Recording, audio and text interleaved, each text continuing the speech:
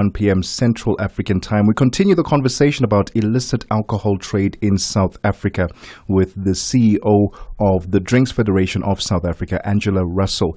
Angela, are you able to tell us which areas or provinces are most affected by illicit trade? So we didn't really go into the targeted areas. We looked at the country holistically. Okay. I can't give you specific provinces. We do know where there are instances, where there are hotspots. The crime hotspots, we do tend to find, more illicit there. I think, one of the things that is driving this, and we did a consumer survey. It was only 707 people that answered this, but it was an online survey. And what we found, and I suppose definitely in these economic times, is that 67% of those surveyed actually said that they would buy illicit alcohol products because they want lower prices, regardless of where this product's origin comes from. And what we find is that on average, there is about a 37% decrease in price between a licit product and an illicit product. And something that I also would like to highlight, which I found particularly alarming, was that 49% of people who were surveyed actually said they knew someone who had been harmed by illicit alcohol. And further to that, 29% of people personally knew someone who had died. So we can see that this is actually becoming something where we need to have, better control over it. We need to have collaborative interaction, cross-border. And I am pleased to say that, today I got a message with regards to a re-establishment of a customs fraud and illegal imports task force that is going to be, managed through NEDLAC, that is going to oversee this process so that we can have a collaborative approach between government, industry, civil society on how we can actually address this. So I think that is very positive. That we are seeing in a step forward. Yeah. I think something that we also need to ensure is an area is on, for example, the supply of ethanol, which is an ingredient in the manufacture of alcohol. Yeah. And, from a manufacturing point of view, there is tight controls over ethanol. However, when this goes through to third parties and into the distribution channel, sometimes some of this ethanol falls off the back of the truck. And there definitely needs to be tighter controls to halt the diversion of the ethanol into the illicit sector, which is where we are seeing this growing within the counterfeit alcohol space. So, definitely we welcome tighter collaboration with all the relevant agencies for us to see how can we work together collectively to try and minimize what is actually a growing concern.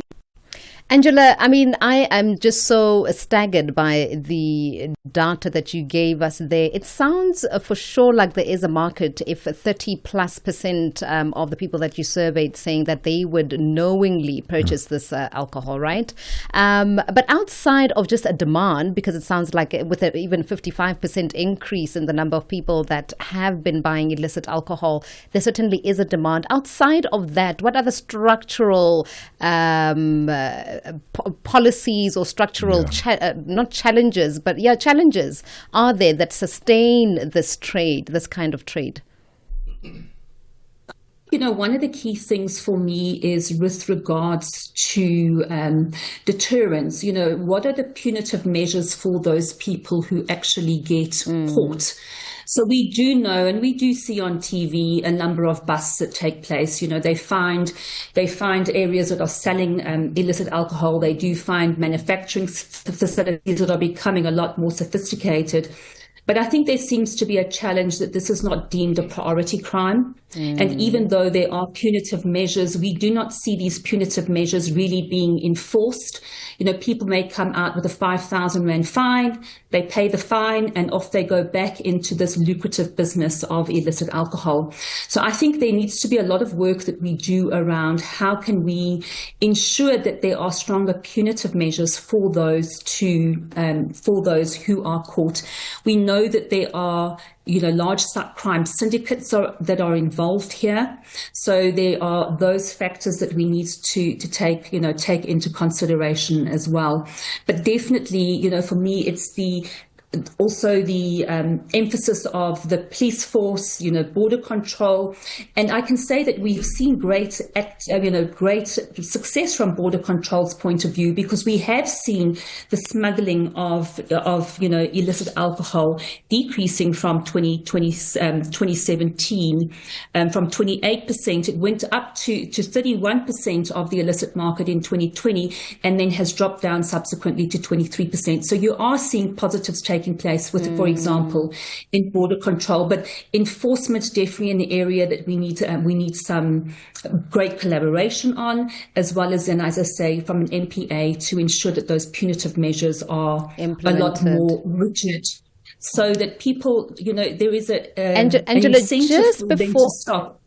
Just before you elaborate on the punitive measures and the place of police where this is concerned, we do need to run into our sports news. If you could just stay on the line for us, and we'll continue and conclude the conversation when we come back. It is 31 minutes after 1 Central African time. Fikile Lungwadi standing by with the sports news. Sports on Channel Africa. The African perspective. Good afternoon, guys. Let's bet off with cricket news. This hour, Proteas coach Shukri Conrad says he was expecting the current wet conditions in the UK as they continue preparations for next week's World Test Championship final against Australia. Conrad was reacting after the first day of their warm-up match against Zimbabwe was rained out without a single ball bowled, saying they need more overs to compensate as a result. He says they've otherwise had good preparation since arriving in the country on Saturday morning. Wouldn't be the UK if we didn't have this, So, fortunately, we've had 2 really good days. Full day yesterday, and it is what it is. It was always going to be a rest day for the bowlers today. We were hoping to win the toss and bat, but I'm really happy with the prep the first couple of days, but disappointing, yeah.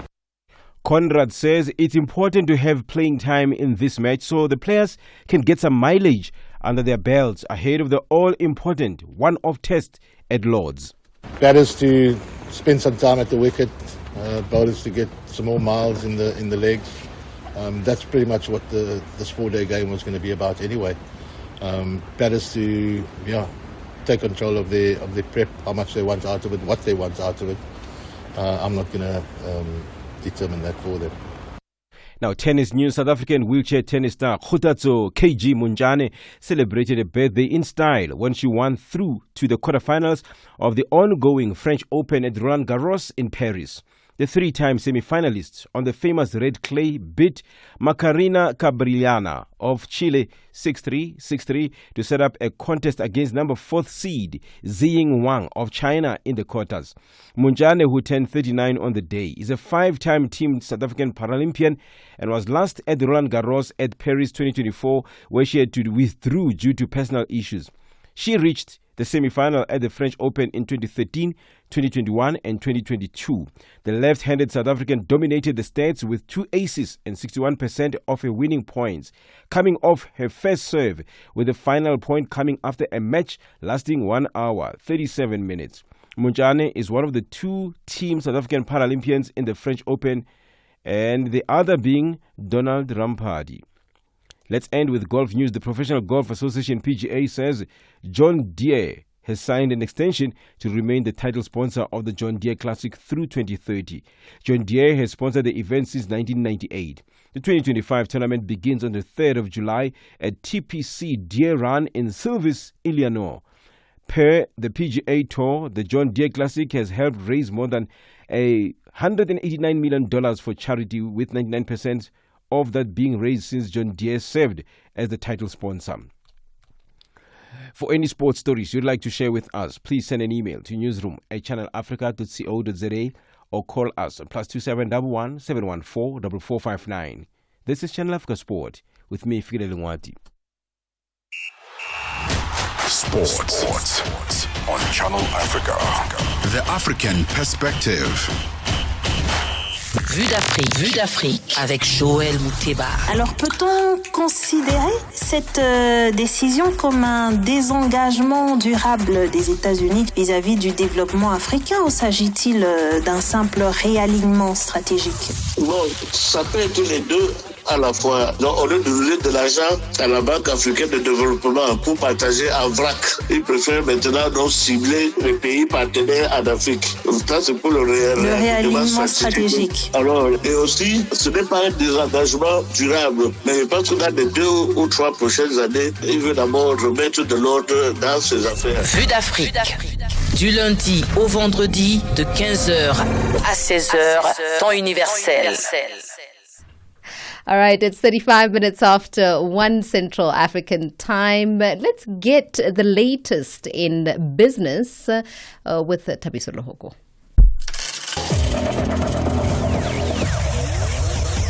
Business News on Channel Africa. The African Perspective. Thanks, Nompumelelo, and good afternoon.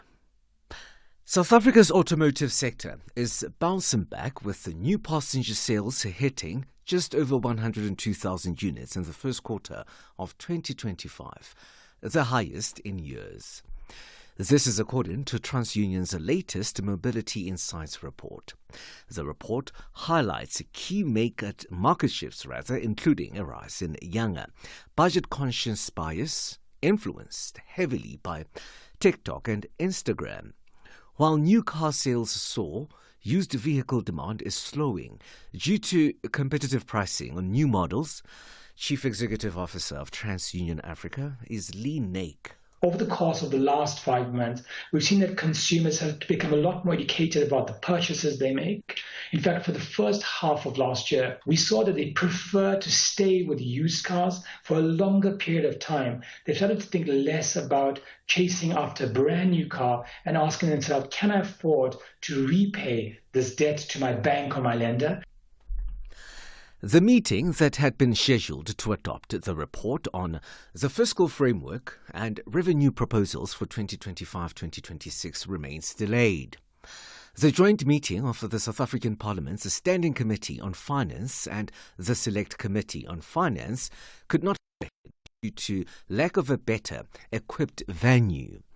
The minutes of the meeting include the general fuel levy increase, which the Economic Freedom Fighters has challenged in court and lost. However, the majority of members raised their strong objection to the meeting taking place in a venue that couldn't seat all interested parties, including the media, as well as the fact that it didn't have live streaming or recording facilities. Here is Dr. Mark Burke from the DA and Nompumelelo from the EFF. I want to raise our strong objection to the selection of venue again, which is not big enough to house the members here, and the clear media interest in the most important meeting happening in Parliament today. There's a tendency of Parliament not recording the meetings of the Standing Committee of Finance. It's been a couple of times, even the last one where we deliberated on the report. Senegalese Prime Minister Ousmane Sonko says his country plans to boost tax compliance to increase the revenue and reduce reliance on financing from external sources like the International Monetary Fund. Senegal is engaging the IMF to craft a resolution following a case of misreporting of debt and deficit levels, which led to the suspension of its $1.8 billion financing program with the IMF. Data from Egypt's statistics agency shows that annual urban consumer price inflation jumped to 16.8% in May from 13.9% in April. The rise in headline inflation surpassed the median forecast of a rise of 14.9%, driven mainly by an unfavorable base effect. Annual inflation has plunged from a record high of 38% in September 2023, helped by an $8 billion financial support package signed with the IMF in March 2024. U.S. rapper Eminem's publishing 8 Mile Style is suing Meta for $109 million for copyright infringement. In court documents obtained by E! Entertainment Online, Eminem alleges that the tech giant violated the copyright of 243 songs from his catalogue through the unauthorized storage, reproduction and exploitation of the tracks on their platforms. He cites the app's features, including original audio and reels, as tools that allow and encourage its users to steal his music to use in video content without rapper attribution or license. Indicators at this hour. $1 in Nigeria is trading at 1,000 naira 580. Botswana 13.27, Kenya 128 shilling 4, and Zambia 26.74. In BRICS countries, the dollar in Brazil will cost you 5 rubles 66, Russia 78 rubles 88, India 85 rupees 58, China 7 yuan 19, and here in South Africa the dollar will cost you 17 rand 86 cents. $1 is trading at 73 pence to the British pound and 87 to the euro. Commodities markets now. Gold is trading at $3,361 and platinum $1,088 per ounce. Brent crude oil is at $65.48 a barrel. For any business stories you would like to share with us, please send us an email to newsroom@channelafrica.co.za or call us on +27 11 714 4459. For Channel Africa Business Johannesburg, I'm Tabiso Lohoko.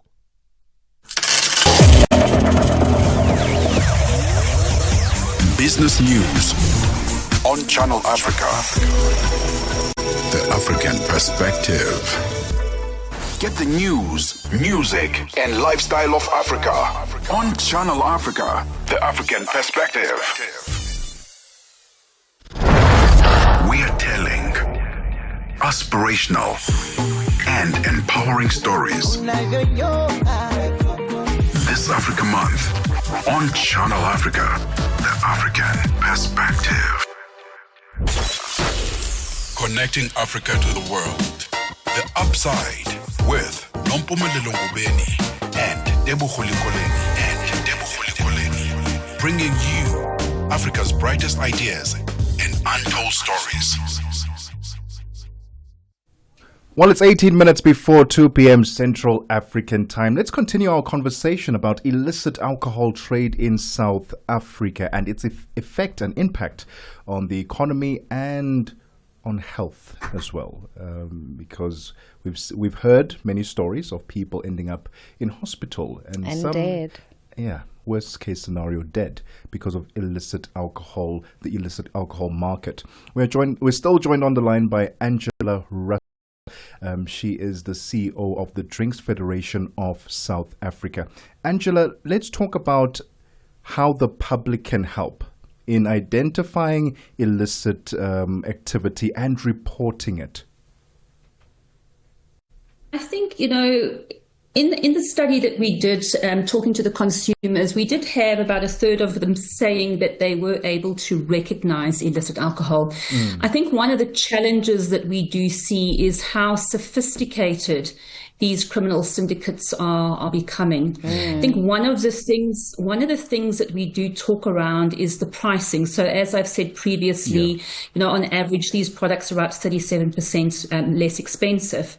But what we do know in the country is we do pay excise tax on our alcohol. So, for example, a bottle of spirits will cost about 95 Rand in excise tax. So anything that is really being sold below 95 Rand, for example, is problematic because, first of all, we're not paying the excise tax on that.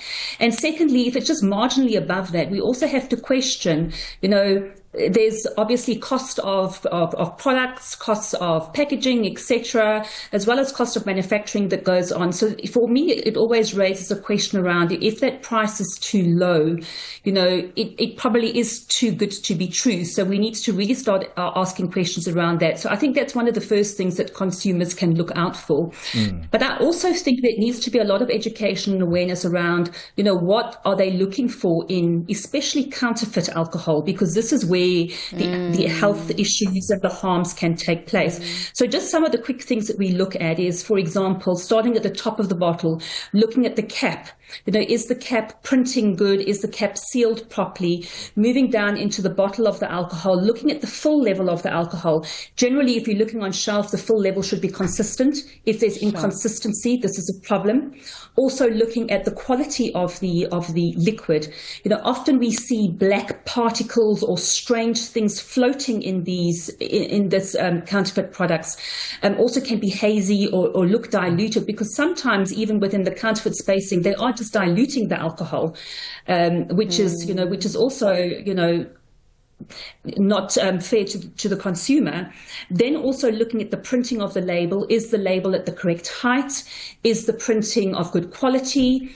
Are there spelling mistakes on the printing? Is the back label actually present? Because often with counterfeit, we see that, that is not there. So we need to increase awareness around what to look for in the case of counterfeit alcohol. And then I think importantly is to raise awareness with, for example, your local SAPs. They do have alcohol specific people that go out and look at that go and look and inspect areas, as well as, reporting to the to your liquor authority. So those are areas that, that can be reported. But I think definitely we need to increase awareness and also to explain to people. We did a study earlier on last year where we actually looked at what was constituent in the illicit products we confiscated, and there definitely was methanol in there. Methanol, there were traces of arsenic in some of it. We know sometimes from past experience that there's things like battery acid that are put into these products that are not safe for human consumption and are toxic. And these can have quite serious implications from a health point of view, cause nerve damage, respiratory distress, and then, obviously can also cause death. Angela, you just mentioned the impact on consumers and what they need to be vigilant of, but let's talk about the macroeconomic impact that the sale of illicit alcohol has, as well as the counterfeit alcohol. So, I think there we're looking at the fiscus. And I think, I was listening to the researcher who was presenting this research to us this morning and talking around the 16.5 billion rand that is lost from the fiscus in 2024 due to illicit alcohol. And he was saying that if you look at potentially what that could have done on the 0.5% VAT increase, it could potentially have covered the majority of that. So when we're looking at that, when we're looking at the fiscal loss, it is quite serious. A lot of good could have been done from that 16.5 billion, building schools, infrastructure that is most necessary and needed. So I think that is kind of the amount of money that is lost from the fiscus that is a result of illicit alcohol. Likewise, from a sustainability point of view, now if we see this, and I look at the levels of illicit alcohol in Africa. In Africa, we're looking at about an average of 40% of the market is illicit. You go into countries like Mozambique, it goes up to 73%, Uganda 63%, Zambia 69%.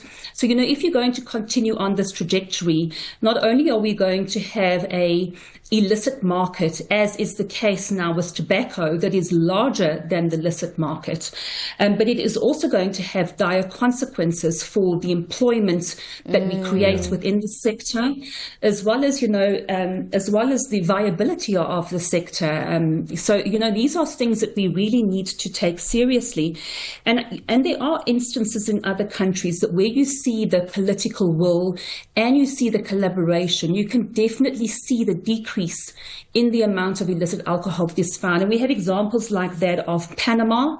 So also, third world type countries, Panama, where their illicit alcohol now only accounts for 2.2% of their market, and in Chile at 1.5%. So you can see that when there is political will, there is collaboration, and everyone is working collectively together to ensure that we eradicate this from our society, that we can have positive outcomes as have been seen in other countries. Angela, does it matter the merchant from which you purchase? Because, from the cautionary measures that you gave us, I thought I would not know where the label is supposed to be. I don't have time to be going through spelling mistakes but does it matter where you buy can that cut out the vast majority of risk? Yeah, unfortunately not. Dear. Unfortunately not. So yes, where we surveyed the 707 people, the majority of people did believe that it was available, for example, in taverns, in street vendors. But unfortunately, we are seeing this go into mainstream retail. So it's not just a case anymore that if you are going into the informal sector, we have seen instances where this actually is going through into the formal market. And hence it's important for us to create public awareness. Obviously, we do a lot of work with the retailers to educate them, to look what to look out for. But unfortunately, you always have rogue players within the market. Yeah. So, we cannot account for everyone. I think generally our retailers uphold the law. They have ethical business practices, but unfortunately, you always have those that are going to try and make a quick buck somewhere else. Angela, we really appreciate your time this afternoon. Thank you so much for shining a light on this illicit alcohol market in South Africa and its impact on not only individuals but the economy at large. Thank you so much for your time. Thank you for having me. The voice there of Angela Russell, CEO of the Drinks Federation of South Africa. I'm thinking from a consumer point of view. I don't have time to look at these things. Nope. Especially when you're buying alcohol. You're getting your beer, you're getting your gin. You're getting ready for a game, hang out with friends. I am not looking at spelling mistakes. No. The label is where it's supposed. No, I just want to drink it. Are you measuring at the store whether the level on all the bottles is the